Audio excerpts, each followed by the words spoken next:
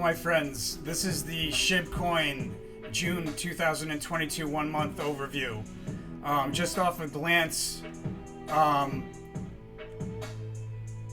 yeah, this is going to be an opportunity month. There'll be a bit of a rally, and there's an opportunity in there to protect long positions, or better yet, to short.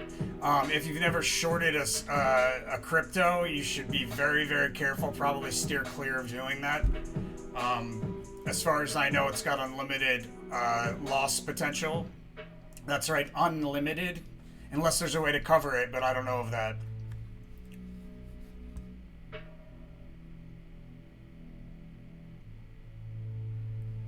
All right, so that's crossed with a notable move downward, like a big move to the downside, and it looks like we have an important price level as resistance. It's highlighted, and volatility kind of peters out around that level.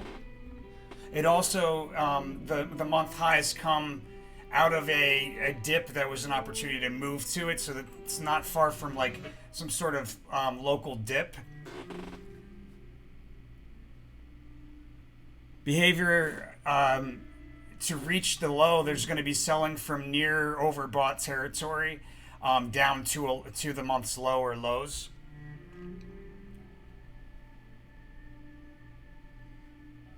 All right, so on the first, we have selling down through a support level and then back up to use that same price level as support.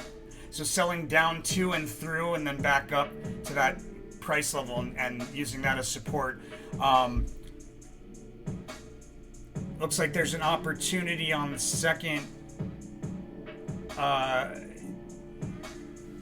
like a short-term short opportunity in the midst of a rally higher on the second. There's one local high, and we'll be bumping up along resistance, breaking through resistance, bumping up along resistance type of day.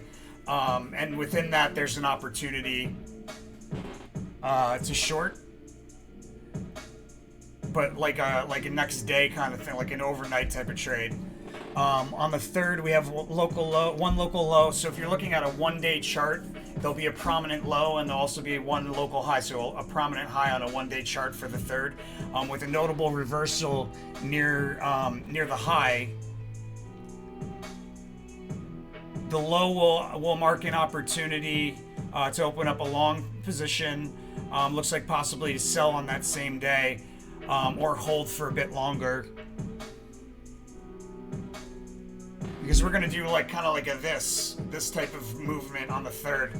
On the fourth, multiple headwinds will push the SHIB significantly lower to reach a important support level, which is also an opportunity to cash in on shorts and or buy long positions.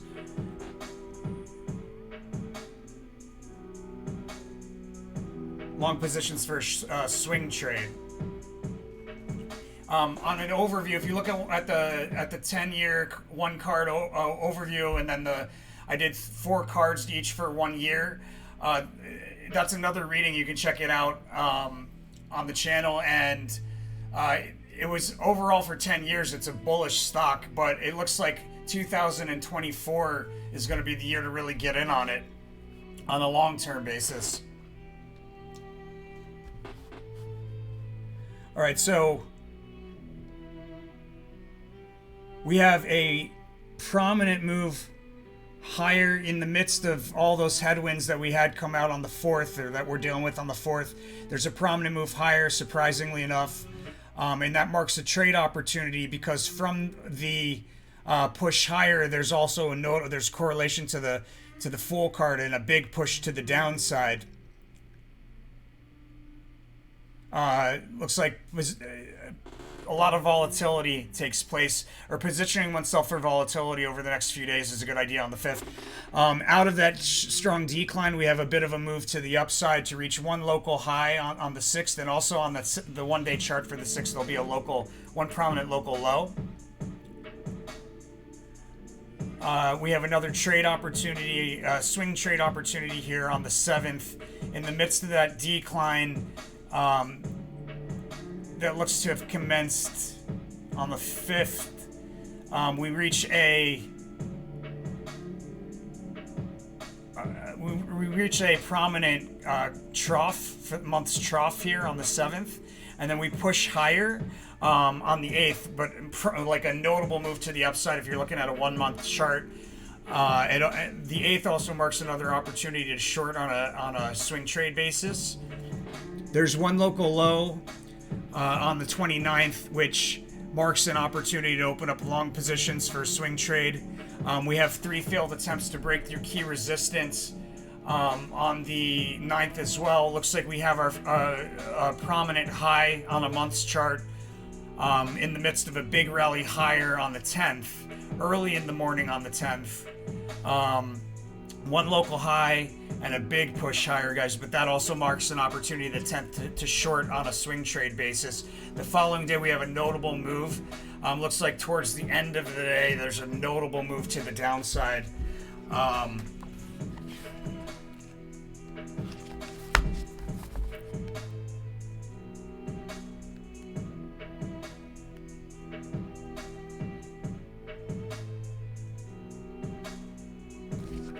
Yeah, so we hit a strong resistance. Looks like we after another prominent trough on the 11th, we hit support and moved sideways on the 9th with a fast sudden move high, or excuse me, on the 12th with a fast sudden move higher, marking the end of rotation, sideways rotation along that support level on the 12th.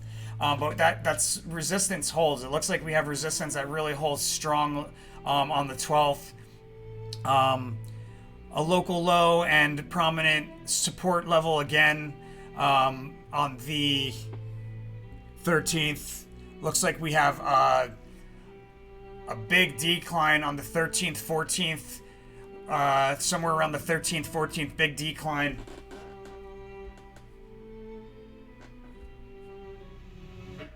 Yeah, it looks like on the 14th we fall hard off of a resistance, and then there's sideways fluidity along a support level on the 15th.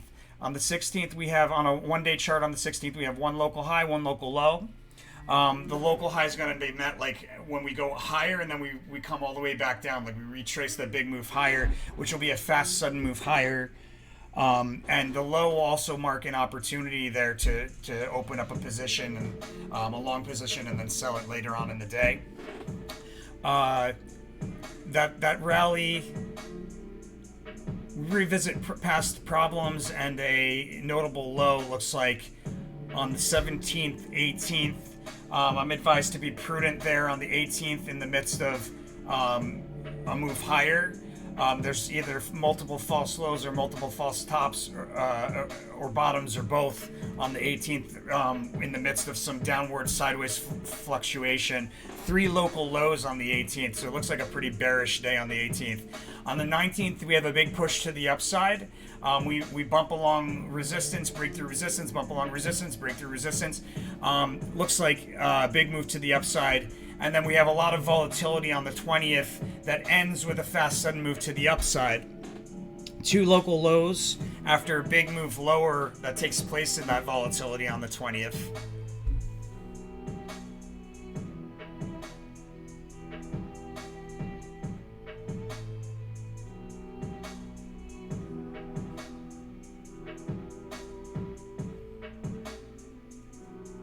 Yeah, we have a really big move to the downside, guys. There's a huge decline. Something to do with an agreement between 2 leaders, possibly Congress, on the 21st into the 22nd, even into the 23rd and the 24th, and we have a month's low on the we have a month's low on the 22nd, the 21st, the 22nd, and then again on the 24th. These are important troughs. A lot of volatility and a trade opportunity in the midst of a lot of volatility on the 24th. On the 23rd, we're going to revisit, in the midst of a sharp dip, we're going to revisit a support level that was a good opportunity, past opportunity. And we have a strong decline, guys, coming out of that move higher on the 19th all the way into the 24th. On the 25th, some more, it's another bearish day, but it looks like there's also a month's high correlator there and a big move to the upside. Day trade opportunity as well on the 25th.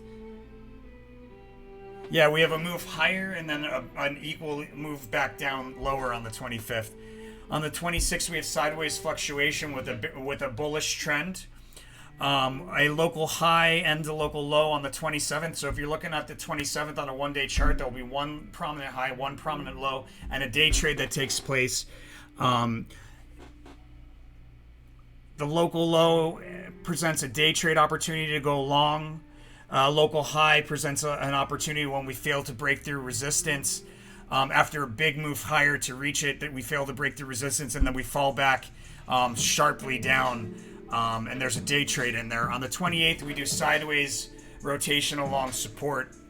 The 29th, after meeting an important resistance level, we fall hard with increasing volatility on the way down. Throughout the day on the 29th, there's an important piece of news that comes out on the 30th, and we fail to a trade opportunity on 29th as well. In the midst of a move higher. So we probably move higher to meet that resistance, and then we fall with increasing volatility. On the 30th, we have a failed attempt to break through resistance, followed by a decline through support. Overall, if you're trying to get out of SHIB, I'd say that the opportunity is likely around the 11th. Within 2 days of the 11th, looks like we have an opportunity on the 10th and an opportunity on the 13th or 14th to get out. Also opportunities to short if you're looking to short with an exit, a safe exit on the 22nd at the end of the day. A more speculative exit plan would be on the 25th.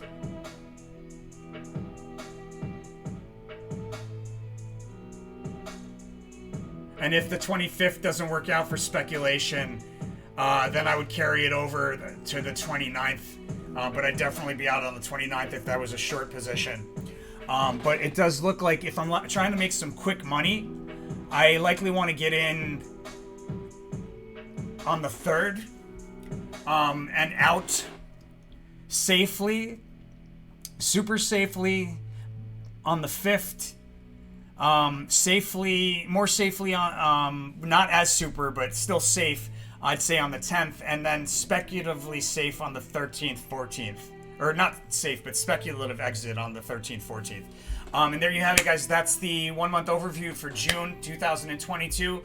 Let me know what you think of this. If you like it, hit that like button. And if you want to support our channel, guys, I'm doing this all for free. This takes so much time. You have no idea. There's so many pieces, not to mention the sacrifices, and I'd call them investments in lifestyle.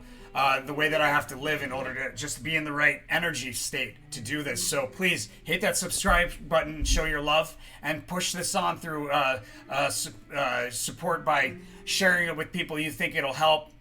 Most importantly, guys, when you make money from this reading, pay it forward, my friends. And I'll see you on the next one.